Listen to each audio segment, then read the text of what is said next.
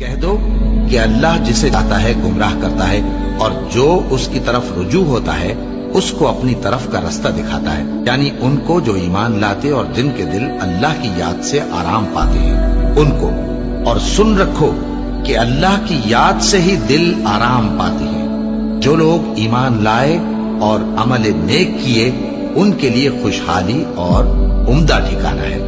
اور اگر شیطان کی طرف سے تمہارے دل میں کسی طرح کا وسوسہ پیدا ہو تو اللہ سے پناہ مانگو، بے شک وہ سننے والا ہے، سب کچھ جاننے والا ہے۔ جو لوگ پرہیزگار ہیں جب ان کو شیطان کی طرف سے کوئی وسوسہ پیدا ہوتا ہے تو چونک پڑتے ہیں اور دل کی آنکھیں کھول کر دیکھنے لگتے ہیں، اور جب قرآن پڑھا جائے تو توجہ سے سنا کرو اور خاموش رہا کرو تاکہ تم پر رحم کیا جائے، اور اپنے پروردگار کو دل ہی دل میں عاجزی اور خوف سے اور پست آواز سے صبح و شام یاد کرتے رہو، اور دیکھنا غافل نہ ہونا۔ پھر جب تم یہ نماز تمام کر چکو تو کھڑے اور بیٹھے اور لیٹے ہر حالت میں اللہ کو یاد کرو۔ پھر جب تم مطمئن ہو جاؤ تو پورے آداب کے ساتھ نماز پڑھو۔ بے شک نماز کا مومنوں پر اوقات مقررہ میں ادا کرنا فرض ہے۔ مسلمانوں، نجات نہ تو تمہاری آرزوؤں پر ہے اور نہ اہل کتاب کی آرزوؤں پر۔ جو شخص برائی کرے گا اسے اسی طرح کا بدلہ دیا جائے گا، اور وہ اللہ کے سوا نہ کسی کو حمایتی پائے گا اور نہ مددگار۔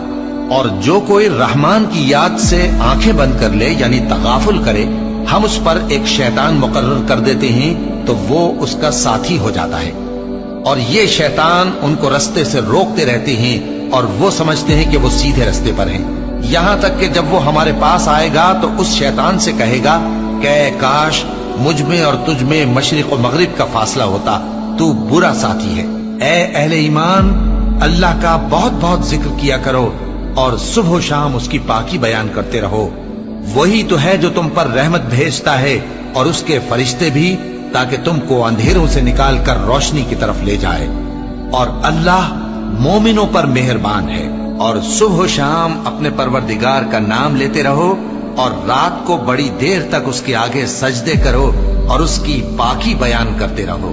اے نبی، یہ کتاب جو تمہاری طرف وحی کی گئی ہے اس کو پڑھا کرو اور نماز کے پابند رہو۔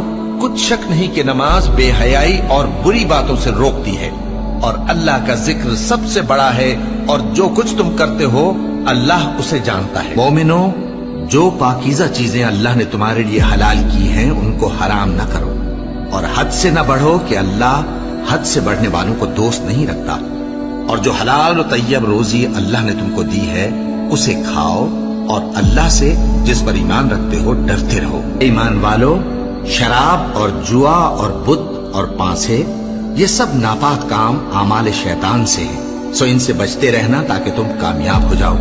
شیطان تو یہ چاہتا ہے کہ شراب اور جوئے کے سبب تمہارے آپس میں دشمنی اور رنجش ڈلوا دے اور تمہیں اللہ کی یاد سے اور نماز سے روک دے۔ تو کیا تم لوگ ان کاموں سے باز آؤ گے؟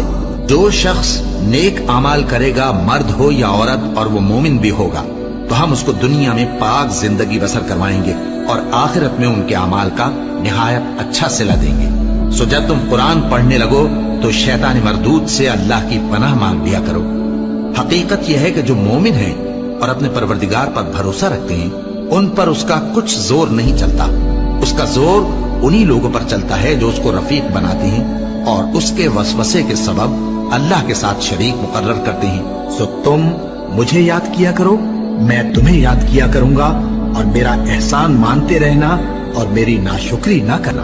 اے ایمان والو، صبر اور نماز سے مدد لیا کرو، بے شک اللہ صبر کرنے والوں کے ساتھ ہے۔ اے اطمینان والی جان، اپنے پروردگار کی طرف لوٹ چل، تو اس سے راضی وہ تجھ سے راضی، سو تو میرے خاص بندوں میں شامل ہو جا اور میری بہشت میں داخل ہو جا۔